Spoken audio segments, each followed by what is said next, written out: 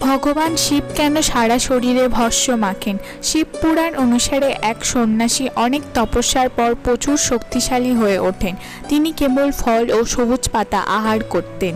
একদিন সন্ন্যাসী কাঠ কাটছিলেন ও তখন তার আঙুল কেটে যায় ও সন্ন্যাসী দেখেন তার আঙুল থেকে রক্ত পড়ার বদলে গাছের রস বের হচ্ছে। সন্ন্যাসী মনে করেন তিনি এতটাই পবিত্র যে তার শরীরে রক্তের বদলে গাছের রসে পরিপূর্ণ হয়ে উঠেছে ও তার মনে অহংকারের সৃষ্টি হয়।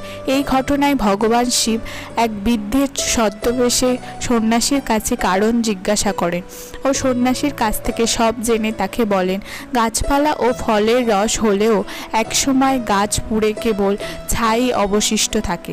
সন্ন্যাসী বুঝতে পারেন বৃদ্ধের রূপে স্বয়ং ভগবান শিব তার সামনে দাঁড়িয়ে আছে ও তার অজ্ঞতার জন্য ক্ষমা প্রার্থনা করেন।